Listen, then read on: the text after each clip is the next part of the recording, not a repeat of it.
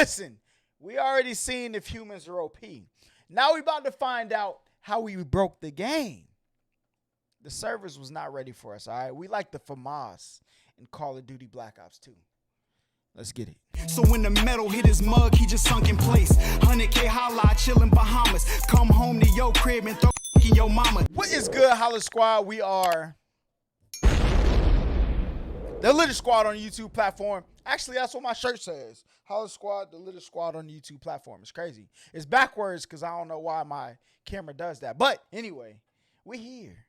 Before we hop into this video, make sure y'all like, comment, subscribe. I'm pretty sure this video is going to talk about how we invented bow and arrows, guns, tanks, bullets, all of that, all right? Because how else would we have broke the game? We built cities. We made cement. We just became the alpha species in the world, all right? Now, shout out to Haley's comment because it patched up the dinosaurs. There was that one smart dinosaur that probably could have became us. And that makes me think them conspiracy theories about, like, reptiles in the White House or something, they might be real. Who knows? I'm just kidding. Let's get into this. This video was made in partnership with CuriosityStream. Let's turn that joint down a little bit.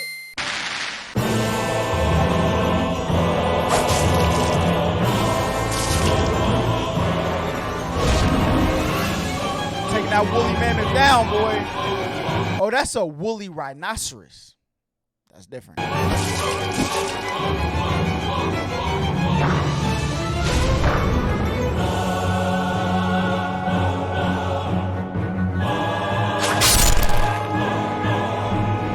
Ain't no way, boy. Ain't no way.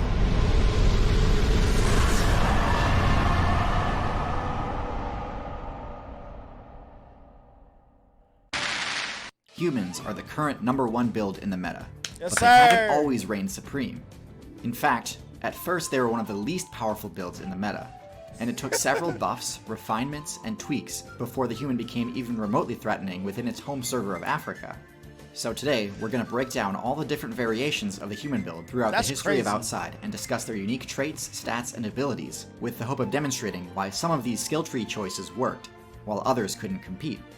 The first players to unlock the human class were a group of African primate mains that switched from the knuckle-walking quadrupedal build to a bipedal one. It's important to note that at this point, they hadn't sacrificed their arboreal mobility perks yet, and relied heavily on their ability to climb to escape danger.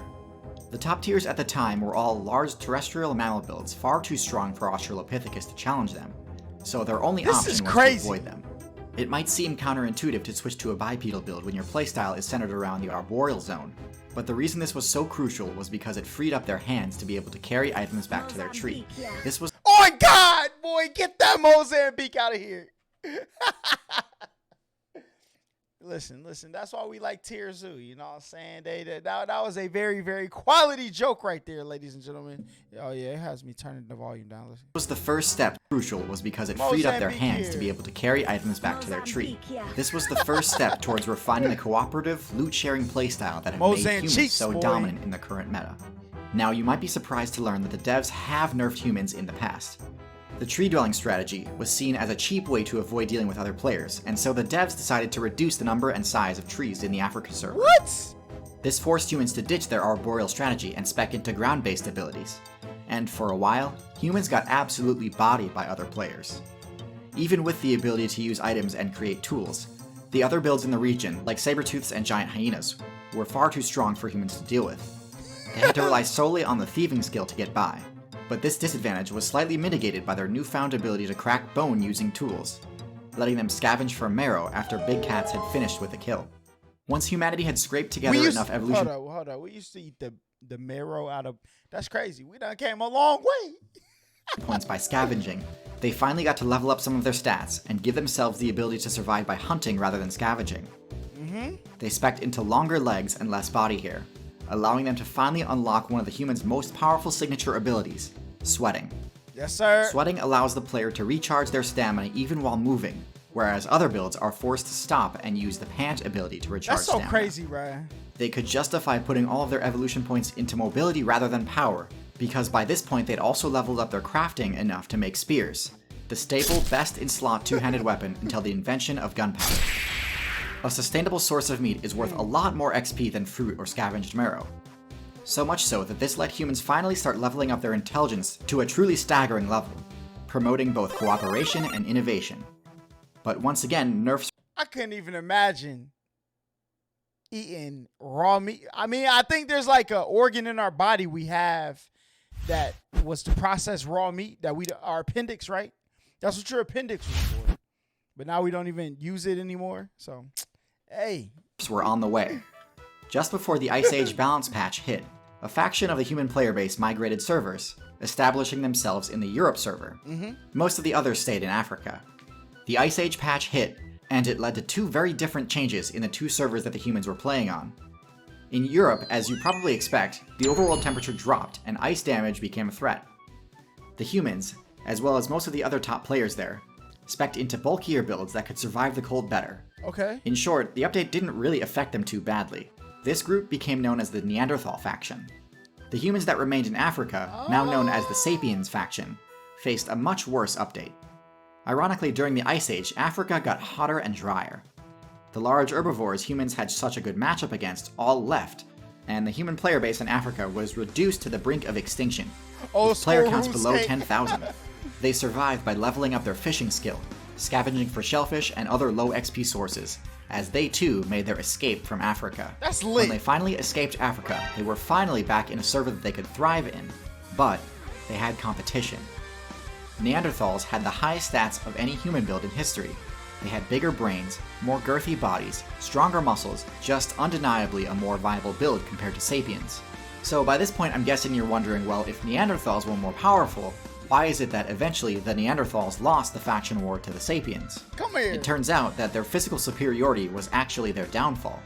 Neanderthals and Sapiens had a very different hunting strategy when it comes to taking down large herbivores. Neanderthals had the strength to defeat them with melee combat, and had the defense and HP to be able to take a hit or two, even from some of the Ice Age's strongest herbivore builds. On God, bro, if I get hit by a woolly rhinoceros, I'm just going to lay there until he finishes me off. That's not pause. I don't know if I need to I probably need to pause that. But, like, I'm too weak for that. You know what I'm saying? I'll be like, my ribs, bro. I'm sorry. I'm going to be begging and pleading. I'm not getting back. I'm trying to stab cuz no more. They were also fast enough to be able to close the distance between themselves and their targets. This all sounds awesome, but there's one key detail in this plan that you might have noticed.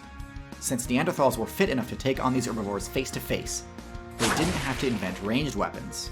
Sapiens, on the other hand, would get one shot if they tried to take on behemoths like mammoths or woolly rhinos in close combat. Thankfully, even though their brains weren't as big as Neanderthals, it was still more than enough for them to be able to use the aforementioned crafting skill to create the first ranged weapon, the atlatl. Atlatls are a relatively simple yet effective item that allows the user to launch spears over twice as far.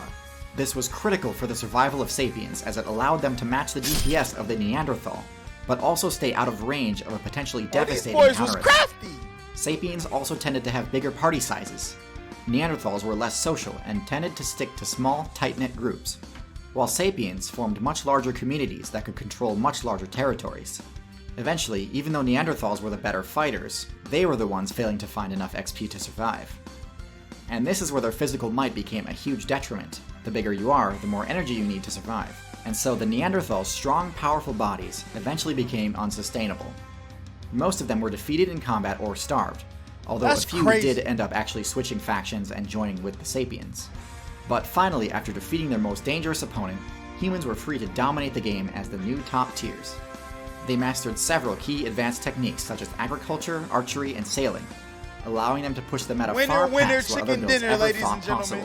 You'd think that they would all work together to rule the game, but unfortunately, many of them ended up engaging in PvP with each other.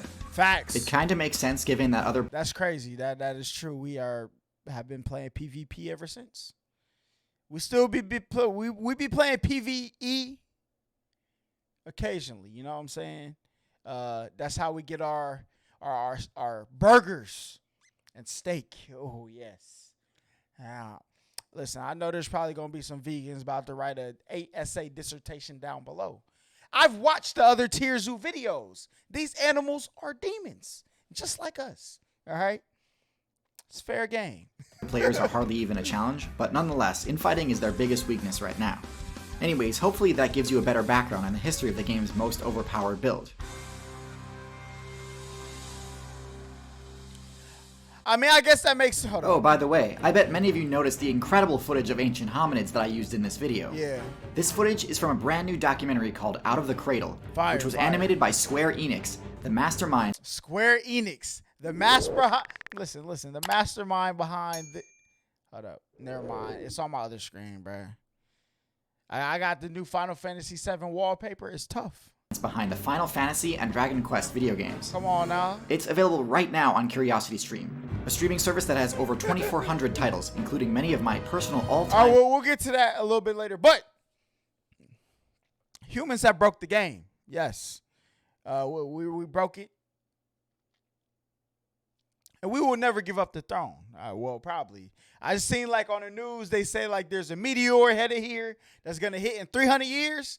They about to, hey, listen, they about to patch them servers, boy. It's like Fortnite when they started adding cars and everything, and they patched everything back to the original game. You know what I'm saying? I think that's what happened, right? I stopped playing like season 5. I ain't gonna cap, but it looked like the server's about to be reset. But listen, I ain't gonna be here to see them reset, so I'm good. But listen, y'all like, comment, subscribe. Let me know how y'all feel about this. We gotta watch some Curiosity with the Discord someday. I don't know if we can stream it on Twitch. Definitely not YouTube for sure. But until the next time I see y'all, we out of here.